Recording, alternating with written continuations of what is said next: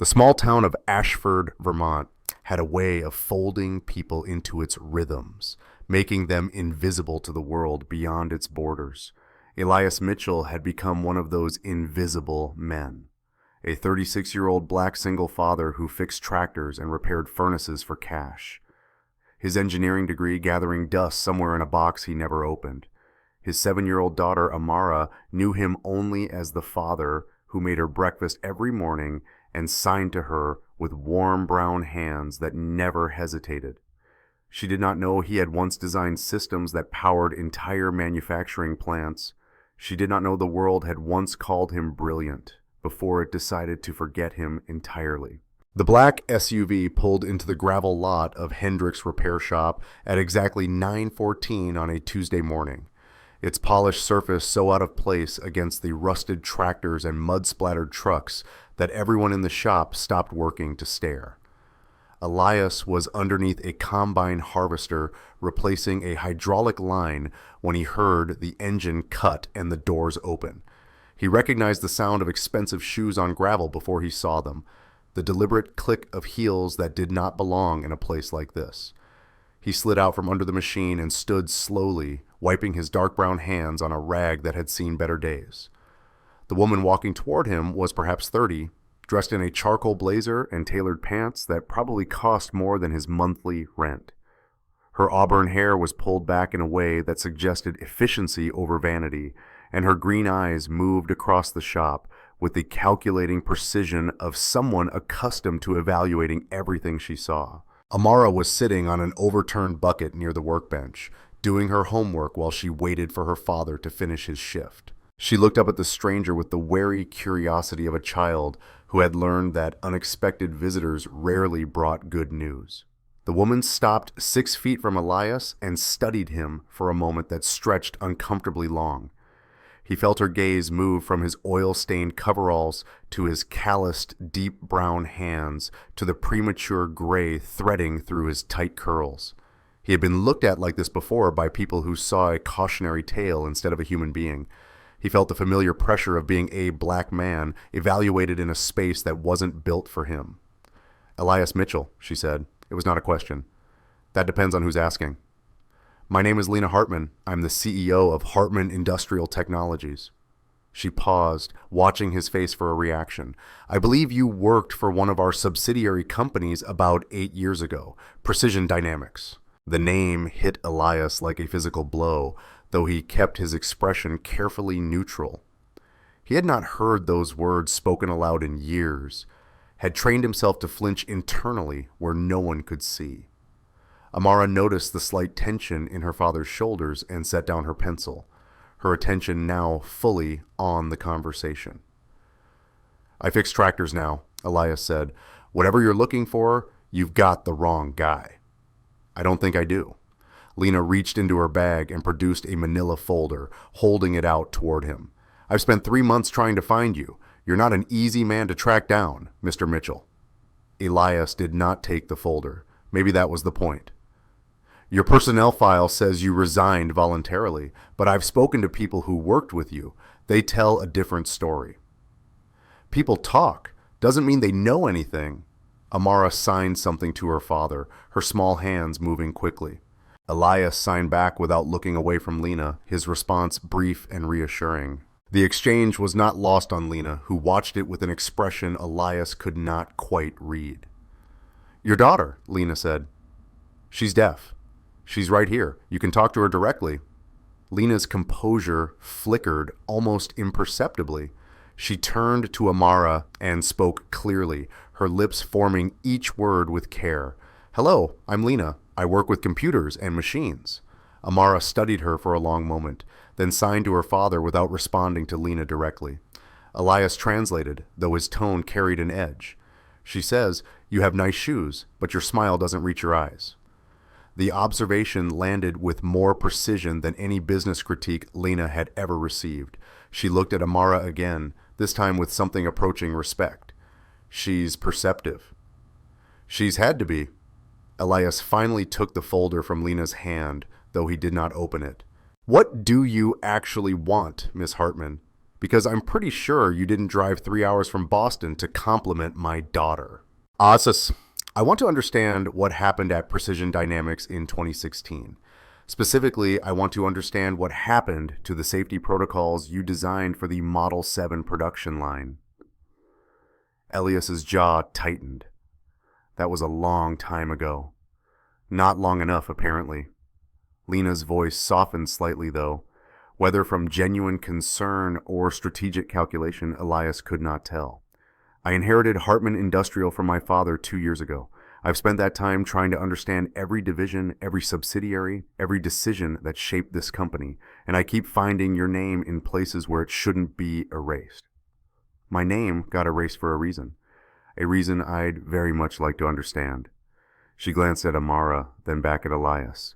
Perhaps we could discuss this somewhere more private. Elias looked at his daughter, at the homework spread across her lap, at the familiar safety of the repair shop that had become their refuge. Then he looked at the folder in his hands, at the weight of a past he had tried so hard to bury. There's a diner across the street, he said finally. Amara likes their grilled cheese. We can talk there, but she stays with me. Lena nodded, and something in her expression suggested this was not the response she had expected, but perhaps the one she should have anticipated. The diner was nearly empty at mid-morning. The breakfast rush long over, and the lunch crowd still hours away. They took a booth in the back corner, Amara sliding in next to her father with her homework and a grilled cheese sandwich that arrived almost immediately. The waitress knew them by name, knew their order without asking, knew not to linger when Elias had that particular look in his eyes. Lena ordered coffee she did not drink and watched Elias open the folder with hands that remained steady despite everything. I designed those safety protocols to prevent exactly one thing, he said quietly, his eyes scanning documents he had not seen in nearly a decade. Catastrophic failure of the hydraulic compression system under sustained load. I ran the numbers 100 times. I presented my findings to management. I told them the production timeline was too aggressive, that we needed another 6 months of testing, and they disagreed. They didn't disagree. They buried it. Elias closed the folder and looked directly at Lena. 3 weeks after they overrode my recommendations, the Model 7 line went into production. 2 months after that, a compression failure killed a worker named Marcus Webb, 34 years old, father of 2. Amara could not hear the conversation, but she could read her father's body language with perfect clarity. She reached over and placed her small hand on his forearm, a gesture of comfort she had learned to offer in moments like this. The official investigation blamed operator error, Lena said. I read the report. The official investigation was bought and paid for. They needed a scapegoat, and Marcus couldn't defend himself anymore. So they blamed him for ignoring safety warnings that my protocols would have made automatic. Elias's voice remained level, but the effort it cost him was visible in the tightness around his eyes. I tried to go public. I talked to lawyers, to journalists, to anyone who would listen, and one by one, they all stopped listening. Precision Dynamics made it very clear that my career was over, that no one in the industry would ever hire me again, and that if I kept talking, they would find ways to make my life even more difficult. So, you disappeared. I protected my daughter. There's a difference. Lena was silent for a long moment, her coffee growing cold in front of her. When she spoke again, her voice had lost some of its corporate polish. I found something in the archives last month, a memo from the engineering team at Precision Dynamics dated 3 days before Marcus Webb's death. It referenced your safety protocols by name. It acknowledged that your concerns were valid, and it recommended proceeding with production anyway because the quarterly earnings projection depended on the Model 7 launch. Elias stared at her. That memo was supposed to have been destroyed. Apparently, someone kept a copy. I don't know who and I don't know why, but I know what it means. Lena leaned forward slightly. It means you were right. It means they knew you were right. And it means they let a man die rather than admit their mistake. The words hung in the air between them, carrying the weight of 8 years of silence and doubt. Elias had spent so long being told he was wrong, being told he was paranoid, being told he should let it go and move on. Hearing someone in a position of power acknowledge the truth felt like stepping into sunlight after years in a dark room. "Why are you telling me this?" he asked. "Why now?" Lena hesitated, and for the first time since she had walked into the repair shop, she looked uncertain. "Because history is about to repeat itself, and this time I need someone who understands exactly what went wrong."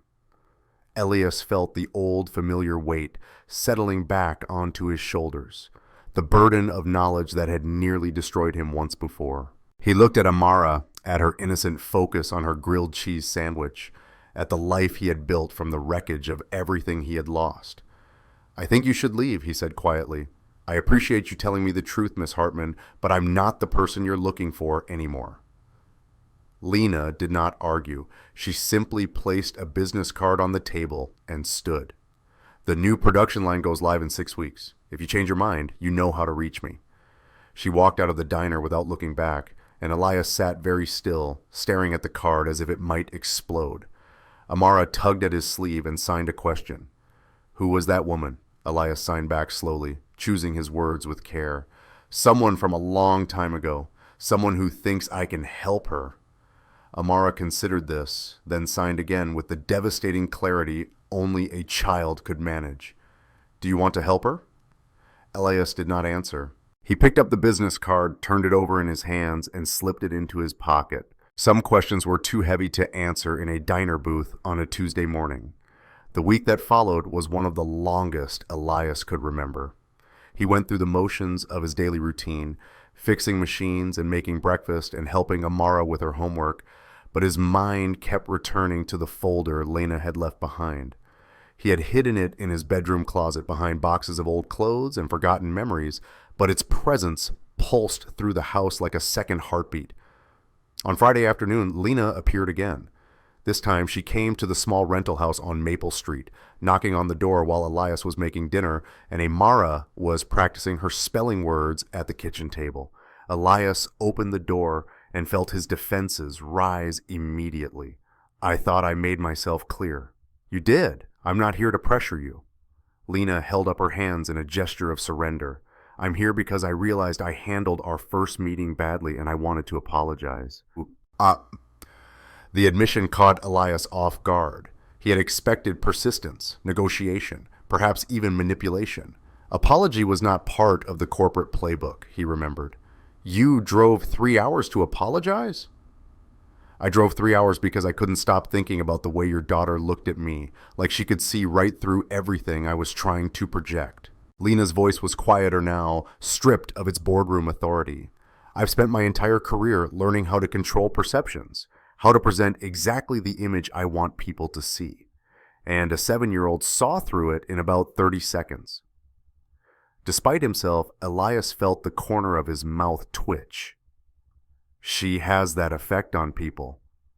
"May I come in? Just for a few minutes. I promise I'm not here to recruit you." Elias considered refusing, considered closing the door and returning to the safe predictability of his evening routine. But something in Lena's expression, a vulnerability she was clearly uncomfortable showing, made him step aside. The house was modest but clean, filled with the evidence of a life built around a child. Amara's drawings covered the refrigerator. A shelf near the door held her collection of painted rocks, and a framed photo of a beautiful black family sat prominently on the mantel.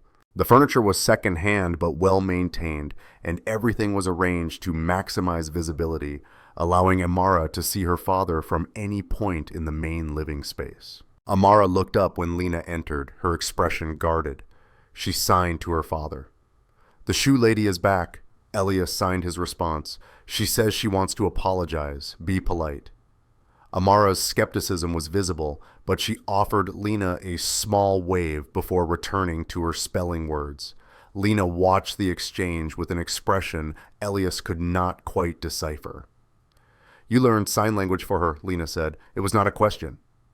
"I learned sign language because it's her language. It's how she experiences the world." Elias moved to the stove, checking on the pasta sauce that was beginning to simmer. "Most people treat her deafness like a problem to be solved. I decided a long time ago to treat it like a different way of being human. Lena was quiet for a moment, absorbing this.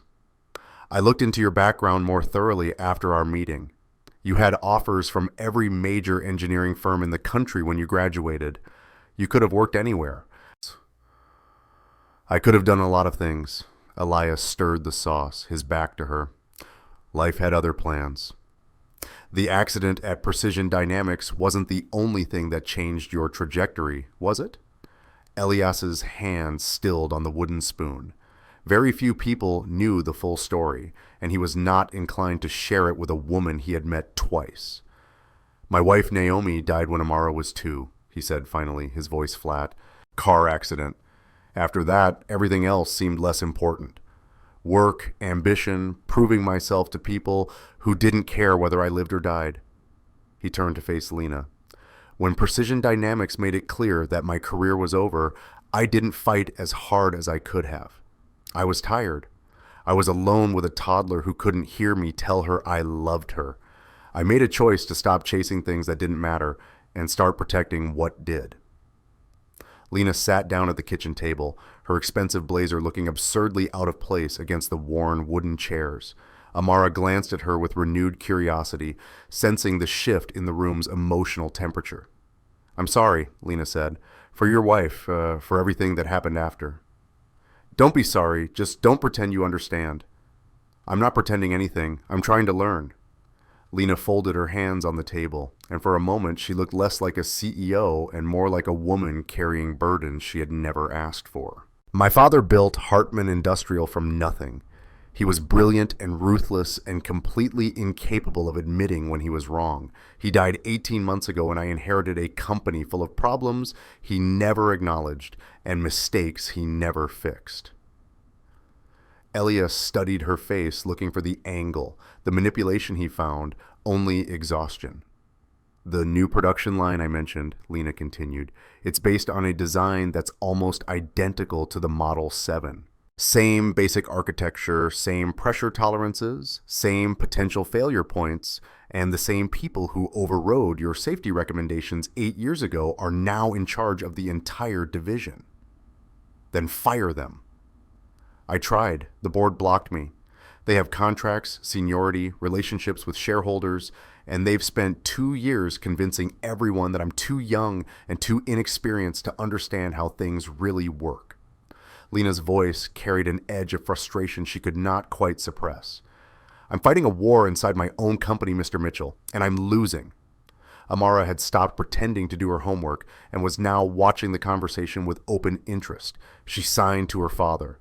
She looked sad. Elias signed back. She's worried about something. Stay here. He turned off the stove and sat down across from Lena. Let's say I believe you. Let's say everything you've told me is true. What exactly do you think I can do? I'm a mechanic in a town most people can't find on a map. I don't have connections anymore. I don't have credentials. I don't have anything that would make your board take me seriously. You have something better. You have proof. Lena reached into her bag and pulled out a tablet, placing it on the table between them.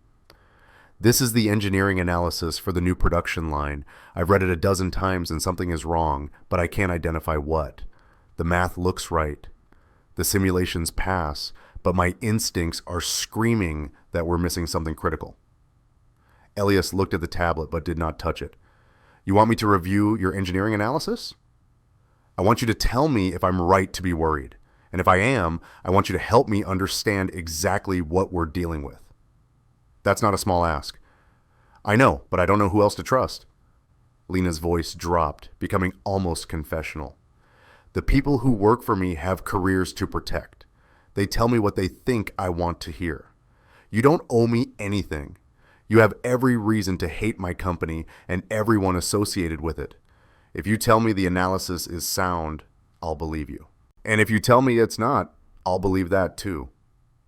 Elias sat with the weight of the request, feeling the familiar pull of a problem that needed solving.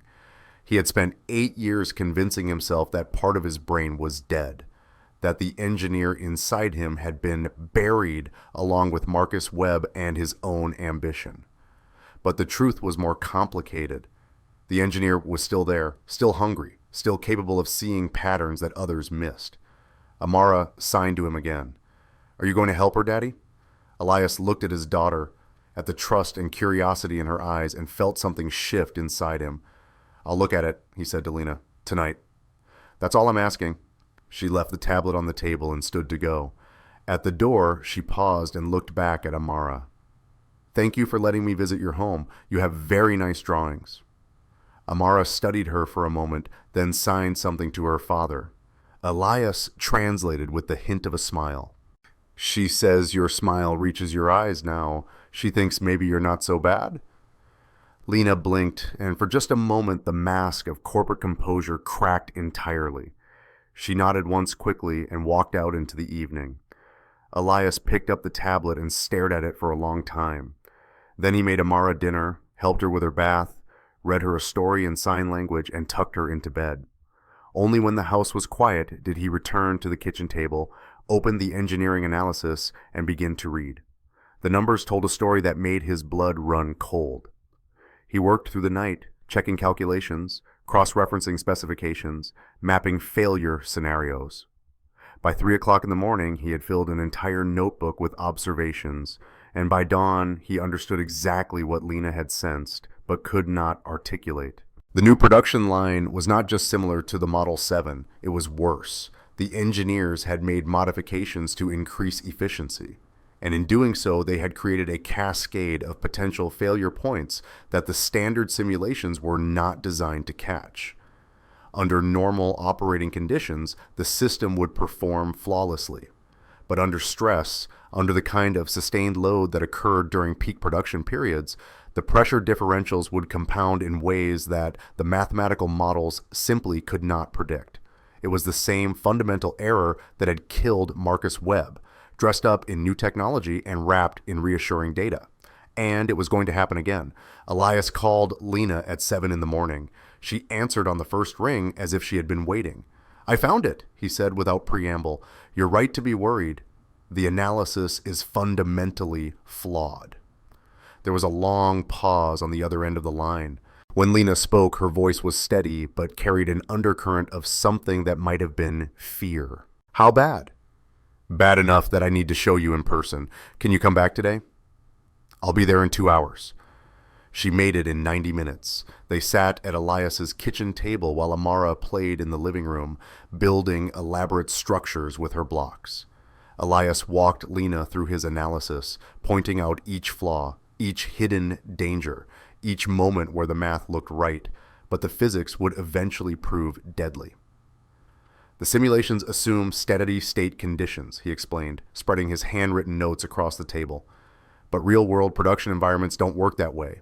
You get temperature fluctuations, load variations, material inconsistencies. The system compensates for each of these individually. But when they compound, when 3 or 4 variables shift at once, the compensation mechanisms interfere with each other. That's when you get resonance feedback. Resonance feedback.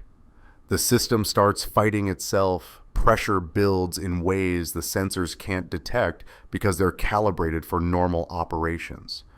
By the time anyone realizes something is wrong, you're already past the point of safe shutdown." Elias tapped a particularly dense section of his notes. "This is exactly what happened with the Model 7, and the modifications they've made to the new line actually make it more susceptible, not less." Lena stared at the notes, her face pale. "How long do we have if the line goes into full production on schedule?" "Maybe 6 weeks before something fails, maybe less depending on operating conditions."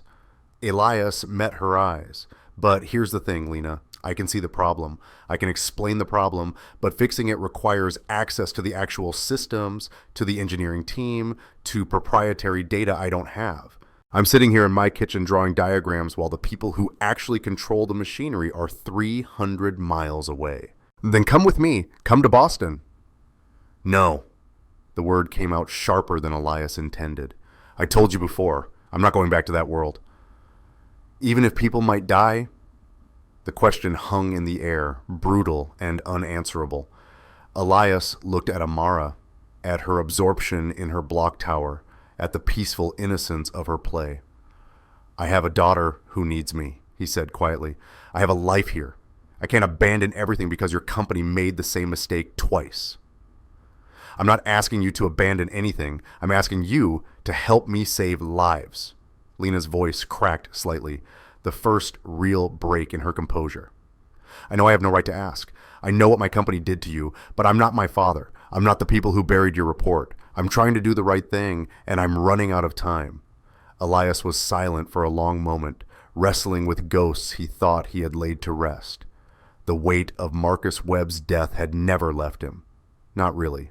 It lived in the spaces between his thoughts, in the moments before sleep, in the reflexive guilt that surfaced whenever he allowed himself to remember. I have conditions, he said finally. Lena leaned forward. Name them. No job title, no employment contract, no official position of any kind. I consult remotely. I provide analysis. And I never set foot in your headquarters. Done. No press, no publicity, no story of redemption garbage.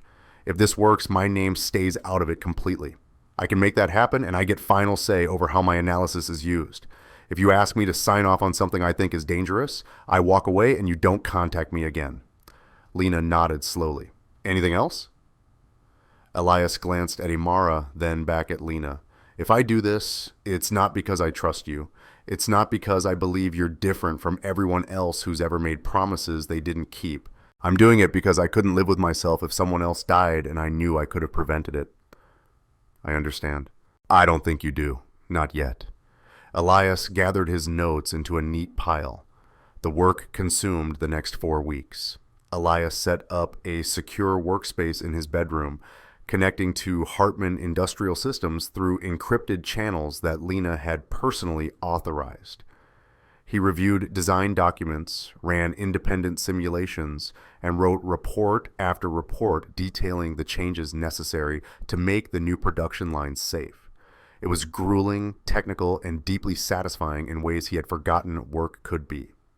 Amara adapted to her father's new schedule with the flexibility of a child who had already learned that life rarely went according to plan. She did her homework at the kitchen table while he worked, brought him sandwiches he often forgot to eat, and occasionally climbed into his lap to watch the incomprehensible numbers scrolling across his screen. Lena called every evening, sometimes twice. They discussed technical specifications and board politics and the 1,000 small obstacles that stood between a good idea and its implementation. Slowly, almost imperceptibly, the calls became longer. The conversation drifted into territory that had nothing to do with hydraulic systems or failure analysis. She told him about her father's death, about the weight of inheriting an empire she had never wanted. He told her about his wife Naomi, about the car accident that had shattered his world, about the long, dark months when he had wondered if he could keep going. They found in each other a recognition that neither had expected. Two people who understood what it meant to carry responsibilities they had not chosen. But the work came first, always the work. On the 5th week, Elias's analysis was complete. He had identified 18 critical modifications that would prevent the failure cascade, and he had documented each one with the meticulous precision that had once made him one of the most respected engineers in the industry. Lena presented his findings to the board on a Thursday afternoon. Elias listened to the meeting remotely, his stomach tight with anxiety as she walked through his recommendations point by point. The response was exactly what he had feared. The cost of these modifications would delay the launch by 4 months, said a voice Elias recognized as belonging to Vincent Hayes, the division head who had overseen the Model 7 project 8 years earlier. We've already announced the production timeline to our major clients. Changing course now would be a disaster. A disaster is what we'll have if we don't make these changes, Lena replied, her voice steady. The analysis is clear.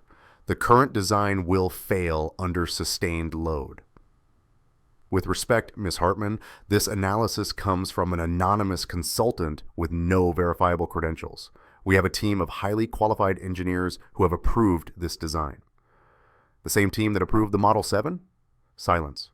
The same team, Lena continued, that ignored Elias Mitchell's warnings 8 years ago and let a man die because they didn't want to miss a quarterly target. Elias Mitchell was a disgruntled employee who made unsubstantiated claims, Hayes said, his voice hardening.